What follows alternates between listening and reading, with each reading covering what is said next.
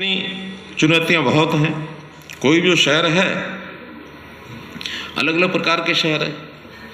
कोई शहर धार्मिक शहर है, हमारे यहाँ कुरुक्षेत्र, उसका अलग एक स्थान है। तिरुपति, उसका एक अलग स्थान है। अयोध्या, उसका अपना एक अलग स्थान है।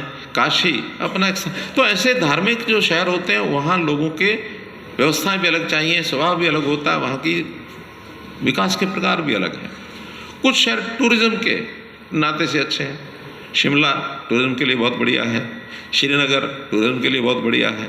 दक्षिण में कई शहर हैं, टूरिज्म के नाते से अच्छे हैं। कुछ शहर जहाँ उद्योग नगरियाँ हैं, वहाँ उद्योग के लोग रहते हैं, उस प्रकार की व्यवस्थाएं हमको करनी पड़ेंगी। तो ऐसे हर शहर की अपनी एक विशेषता होती है। उस नाते से वहाँ की आवश्यकताएं, वहाँ की समस्याएं, वो हमको सब समझनी पड़ेंगी। उसके हिसाब से हमको आगे बढ़ना पड़ेगा। तो इस नाते से कुछ बातें तो अलग अलग होती हैं, लेकिन कुछ चीज़ें कॉमन भी होती हैं। उस पर भी हम काम करते हैं। आगे विषय पर आऊँगा मैं। एक बात आप ध्यान रखिए कि कितना ही हम काम कर लेंगे, जनता एकदम संतुष्ट हो गई है, ये कभी दृश्य आएगा भी नहीं और आना भी नहीं चाहिए। अगर सब संतुष्ट हो गए तो हमारा काम रुक जाएगा, फिर आगे करने के लिए कुछ है ही नहीं। हम हाथ पर हाथ रख के बैठ जाएंगे और कुछ दिन के बाद जनता उठा के बाहर फेंक देंगे हमको, वो असंतुष्ट फिर हो जाएंगे। तो हर समय कोई ना कोई नया काम हमारे करने के लिए है। उस काम की सीमा नहीं है, स्काई इज द लिमिट।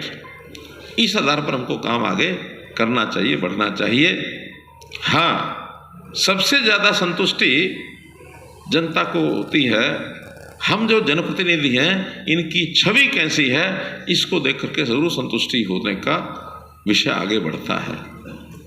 अगर हमारी छवि अच्छी है तो सब कहेंगे ये हमारा मेयर बहुत बढ़िया है, हमारा पार्षद बहुत बढ़िया है, हमारा डिप्टी मेयर बहुत बढ़िया है। काम कम करे ज़्यादा करे, लेकिन छवि अच्छी है। और छवि हारे हुए विशेष तौर पर बहुत दूर दराज से जो मेयर आए हैं, मैं उनका भी अभिनंदन विशेष तौर पर करना चाहता हूं। जैसे मलयालम, केरल से भी आए हैं, तमिलनाडु से आए हैं, सिक्किम से आए हैं, असम से आए हैं। इतने दूर दराज क्षेत्रों से जो आए हैं, उनका विशेष तौर पर करनाल की इस धरती पर, ये दानवीर कर्ण की धरती है, त्याग की धरती है।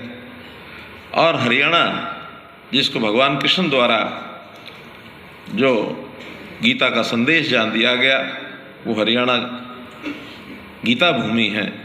इस पर आप लोगों का सबका बहुत बहुत अभिनंदन और बहुत बहुत स्वागत करता हूँ। भाइयों बहनों, मैं पूछ रहा था कि कब कब होता है ये अपना अधिवेशन, तो बताया क्या कि वर्ष में एक बार हम मिलते हैं, चिंतन मनन करते हैं और अपने इस लोकतांत्रिक व्यवस्था में हमारा जो रोल है, उस रोल के हिसाब से जो अच्छा हो रहा है उसकी चर्चा करते हैं, ताकि एक दूसरे को बेस्ट प्रैक्टिसेस जो पता लगती हैं उसकी जानकारी मिले, दूसरी जगह पर इम्प्लीमेंट की जा सकें, रेप्लिकेट की जा सकें। और जो कोई कमियां रह जाती हैं तो उसकी भी चर्चा करते हैं, ताकि उन कमियों को कैसे ठीक करें। और चूँकि सरकार का एक सिस्टम है, केंद्र में भारत सरकार, हर एक प्रदेश में प्रदेशों की अपनी सरकार, और फिर third tier of the government वो हमारा है लोकल बॉडीज़। लोकल बॉडीज़ में भी दो हिस्से हैं, एक ग्रामीण क्षेत्र का है, एक अर्बन लोकल बॉडीज़ है। तो जो हमारा शहरी निकाय, इसके अंतर्गत हमारी जो तीसरी सरकार है, इन तीनों का तालमेल कैसे हो और हम अपने काम को किस प्रकार से एक उचित ढंग से जनता की सेवा के लिए आगे बढ़ा सकें, अपना योगदान दे सकें, उसका सारा विचार हमको करते भी होंगे, आज भी कर रहे हैं, और भविष्य में भी संस्था को और मजबूत करके इन पर लगातार हम चर्चा करते रहें। तो बहुत बड़ा काम है जिसको आज हम कर रहे हैं। देश भर में 5020 शहर हैं, छोटे बड़े, बहुत बड़ी संख्या है। शहरीकरण बहुत तेज़ी से बढ़ता जा रहा है। मैं 1970 की बात बता रहा हूँ कि जब हम सुना करते थे कि शहरी आबादी देश में 20% है। आज 50 साल के बाद शहरी आबादी वो 35% हो गई है।